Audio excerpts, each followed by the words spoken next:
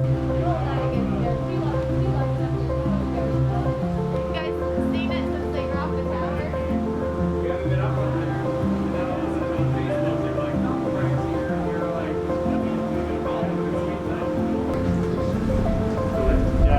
do some introductions kind of around the circle first. For myself, David Miller. I'm the director of Rangeley Lakes Hertitage Trust. Been here for about 2.5 years or so, and consider it like the best job in the world as far as I know. So, that's me. Danielle Dioria. I'm with Maine Department of Inland Fish and Wildlife, and I'm in our bird group, so I specialize on birds like loons and herons and other marsh birds and wading birds. I'm Amanda Liberty. I do programs and comms for Rangeley Lakes Hertitage Trust. My name is Alex Dalton. I work with the Biodiversity Research Institute, and we do loon monitoring and raft deployment on reservoirs in this area, as well as surveys nesting loons on smaller lakes and ponds throughout the Rangeley region. Brianna Sinnott with Rangeley Lakes Cruises. My daughter, Rihanna. Kevin, the owner of Rangeley Lake Cruises, here live in Aquasic. Welcome aboard the Aquasic Lady too.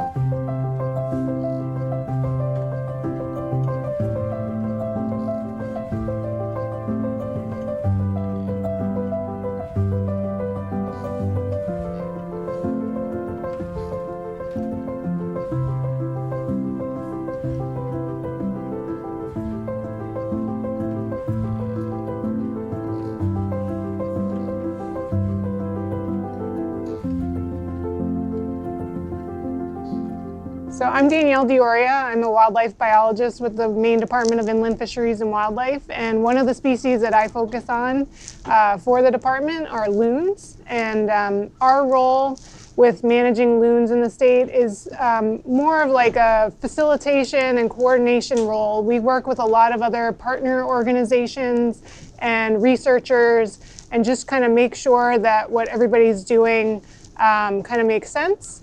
And we are kind of in charge of understanding their population on a statewide level. So that's where working with other partners really is an efficient way of doing that with such a large state and such a large loon population.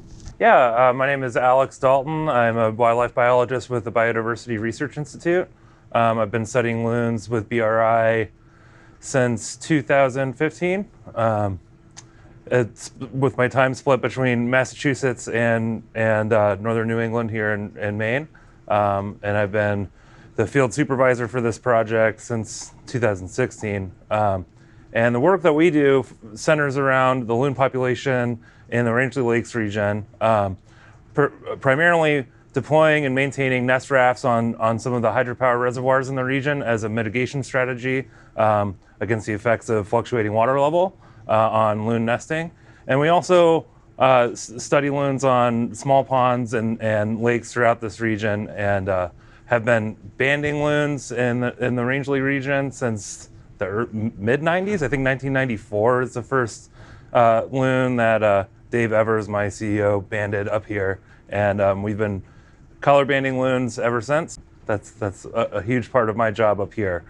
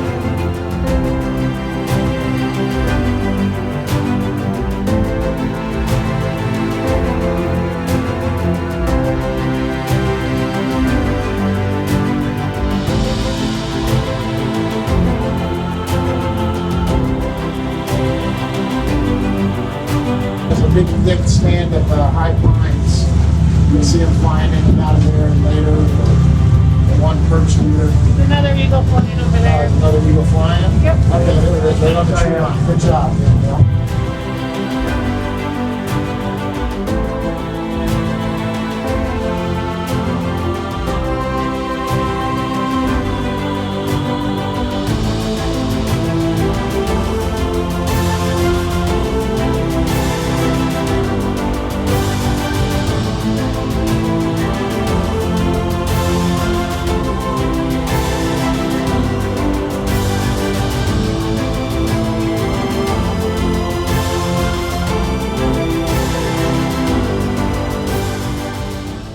Back in late July last year, one of our wardens got a call of a dead bald eagle floating on Highland Lake in Bridgeton.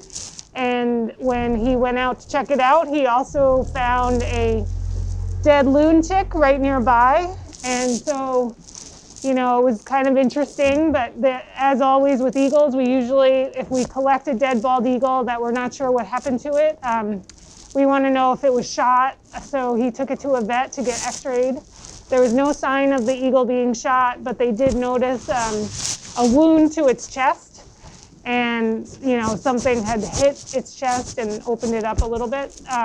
So, you know, they collected the eagle and the loon chick, and then we were kind of wondering what happened with having a dead loon chick next to a dead eagle. It seemed like most likely something happened to the eagle because of that dead loon chick, that the eagle had most likely gone after the loon chick, and that possibly the adult loon had actually gone after the eagle. So we collected both the eagle and the chick. We took them to a lab in New Hampshire that did a necropsy, which is basically an autopsy on a wild animal, to see what actually happened. And we wanted them to pay close attention to that wound to the eagle's chest and see if it was consistent at all with the beak of a loon, because we know loons will attack, whether it's each other or potential predators, with their beak. They'll come up from under the water at full speed and come up towards the chest of another loon or maybe another duck or something else that's in the area.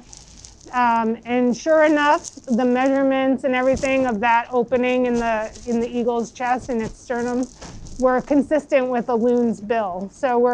And it went straight to the heart of the eagle, so that eagle died pretty instantly. And we're pretty sure that it was most likely the adult loon that actually stabbed the eagle in the chest and killed it instantly. And it was most likely because the eagle had gone after the chick. There were puncture wounds in the chick that were consistent with an eagle's talons. So that loon was trying to fend off the eagle and protect possibly its other chick as well. So the major threats to loons in Maine and even in the Northeast and throughout their range, one of the big ones that we're seeing is lead poisoning, and that's from things like lead fishing tackle.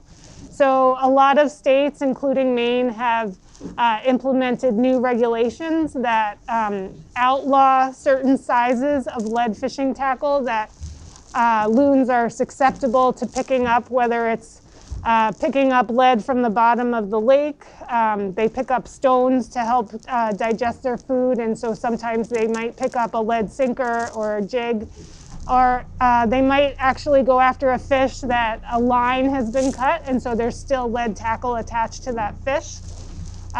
So that's one of the major causes of loon mortality, at least amongst our adult population, our healthy loon adult population.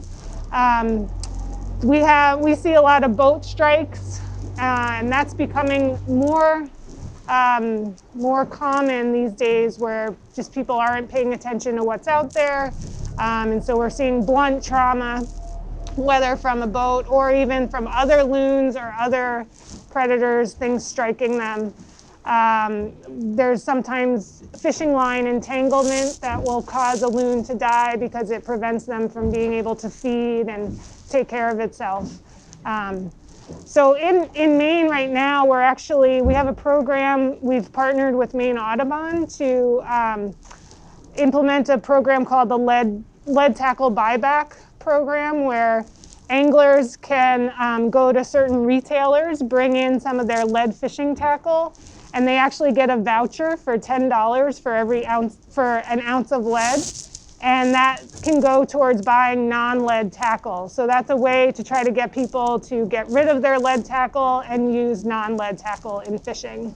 Loons are a northern breeding species, so anything that's going to affect both the temperature, the intensity of storms, that kind of thing could have an effect on loons and their ability to nest successfully and raise young successfully. So in some areas, they've done studies where the higher temperatures and higher frequency of rainfalls or intensity of storms is actually negatively affecting nesting. And even things, certain parasites that might come with climate change, come with increased temperatures in certain regions. These things move around globally, so they can become more susceptible to new pathogens and parasites as our climate is changing. Alex can also speak to this as well, but so Biodiversity Research Institute has a program called Restore the Call, where they've actually taken loon chicks from states where they have a healthy loon population and translocated them to Massachusetts, where they're trying to reestablish their loon population and increase their loon population. And so by capturing chicks in Maine, they can transport them quickly down to Massachusetts. They raise them in pens on a lake. It's actually a lake complex where there's plenty of opportunities for loons to nest. So the hope is that those loons that are raised and released on those lakes down in Massachusetts will return in a couple years to start breeding down there. So they're trying to reestablish the population down there. They have a limited population. They used to have more. So with this translocation effort, we've translocated 24 loon chicks from upstate New York in Maine to southeastern Massachusetts, and as of earlier this week, we have eight chicks that have returned as adults, and there's actually one individual from Greenville Cove here on Rangeley Lake that is now part of a territorial pair in southeastern Massachusetts. So I would call that a success so far. We haven't seen any nesting yet, but it's still a little early for them. And that was a chick that was translocated in 2017, and now it's already back out and part of a territorial pair in southeastern Massachusetts. So early results it's looking pretty good.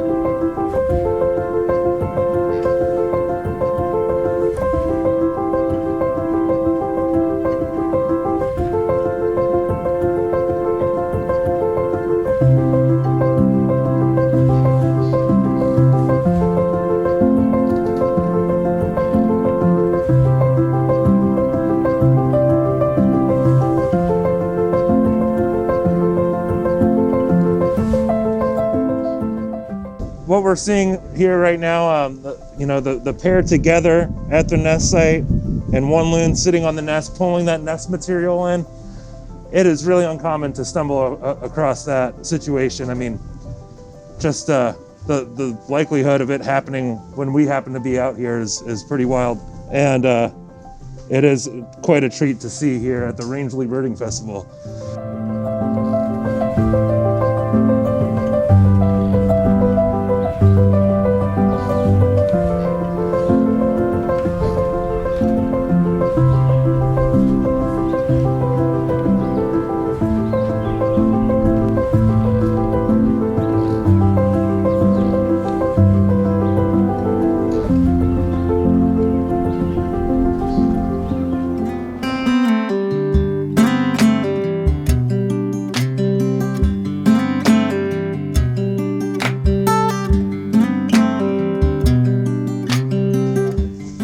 They take turns, and it's pretty equally split from studies that we've done just looking at who's sitting on the nest more often with game cams it's pretty equally split. And as far as like finding the nest site, it's something they will also do together. If they're already sitting up here, they've probably laid an egg, if not two already. And the typical incubation period is around 28 days. We say 28 to 32.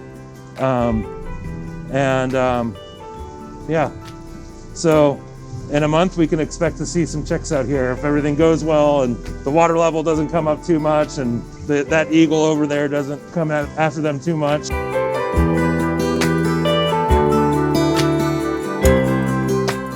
Earlier than this, you know, if we were out here just a couple of days ago, we would maybe have seen them swimming together, poking into little coves on the shoreline, investigating real estate, doing some tire kicking, and eventually they settle on a spot.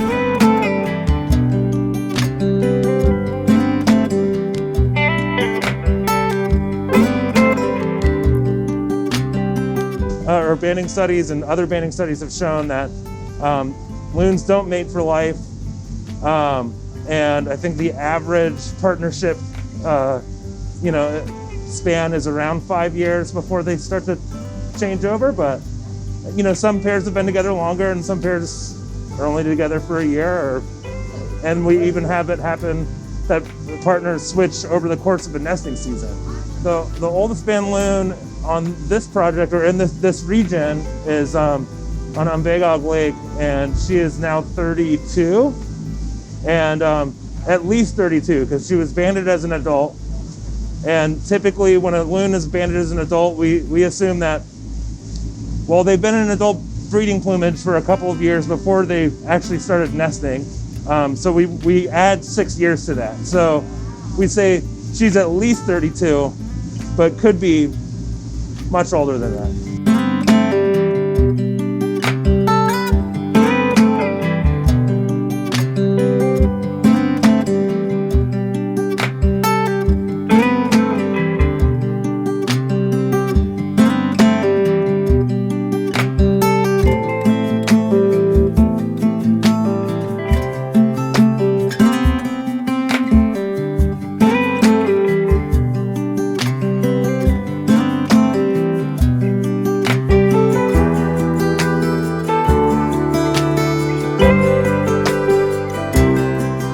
Typically, to establish a breeding territory, to find a mate, establish a breeding territory, the first 2 to 3 years of their lives are out on the ocean before even coming back to their natal lakes.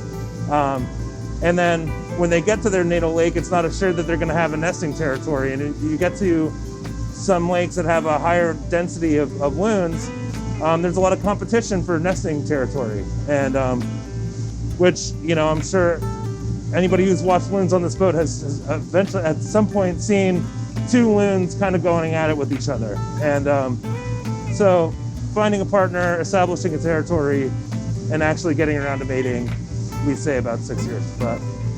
And I want to say, I just heard there was a banded loon in Michigan. It was either Michigan or Wisconsin, and I think it's 34, which, yeah, it's quite impressive. And really though, we've only been banding loons since the late 80s. That's so it could be a lot longer. We just don't know yet. Most common reason for loon relationships breaking up. Wow. Probably a lack of communication, you know? There's not one aggressor when it comes to breaking up loon nesting pairs. Males and females both fight each other. They both fight, you know, other territorial loons. And so, you know, often what will happen is that an older bird and the older bird and the nesting pair will eventually get forced out by some younger loon that wants that territory. And the thing is the territory. It's the territory more than even the mating partner. It seems like, but you know, I'd still default to the lack of communication, you know. It always comes down to So ways that people can help loons. One thing is they can get involved in the Maine Loon Count. It's an annual count where volunteers go out on lakes all across the state and count how many adults and chicks are out there. It's like a half-hour event, the third Saturday in July, and that's run by Maine Audubon. And then other programs, lake owners can sign up to be Loon Smart. So there's certain things they can do on their property that help provide habitat for loons or at least protect the water quality of that lake. And so that's one thing that lake landowners can participate in. One important thing to remember while out on the lakes and ponds here in Maine and admiring loons, as they are something to admire, is to give them their space. They come up here to breed and raise chicks and raise a family, and it's important that we give them their distance to do that. And so if you see a loon sitting on shore, just paddle away or back away from it, give it plenty of space, a few hundred feet. And if you're out on the lake and you come close to some loons and you start to hear them vocalize, especially if you hear what we call a tremolo call, please back up and give them their space. They come here to do one thing, and that's not getting pestered by us. So they will appreciate it, and we will too. Loons can tell us a lot about our own environmental health.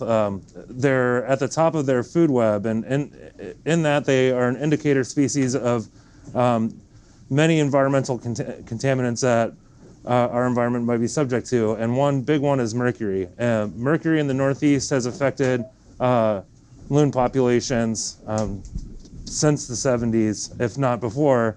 And a huge reason for that is that industry in the Midwest produces particulate mercury into the atmosphere, and prevailing wind currents bring that mercury to New England. And when that mercury is in the air as particulate, it comes out as rain into our environment, into wetland environments and lakes, where bacteria in the soil actually make that mercury what we call bioavailable. And it goes into plankton, it goes into fish, it goes into loons, and it accumulates in loons because they're a long-lived species that predominantly eats fish. So when we go out and ban loons, we're also taking blood samples and feather samples to look for contaminants like mercury. And our studies have shown and given us insight as to how environmentally healthy one lake is versus another due to particulate and accumulated mercury in that system. So loons play a vital role in their food web, which also helps us to better understand the overall health of the food web in these aquatic ecosystems here in Maine.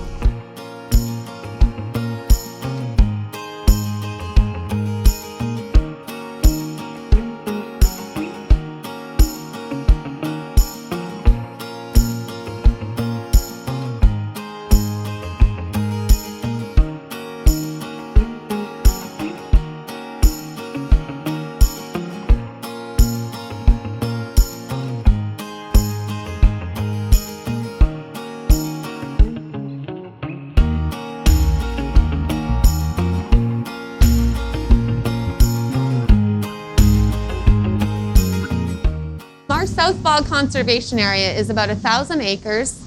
It's a true working forest, which means that we actively log it throughout according to our forestry management plan.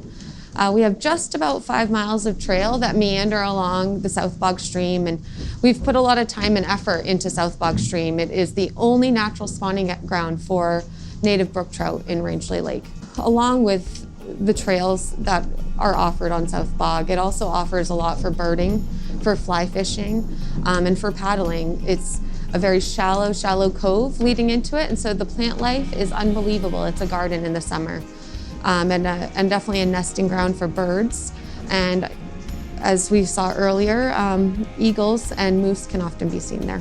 Rangeley Lakes Hertitage Trust was founded in 1991. Since that time, we have conserved over 14,000 acres.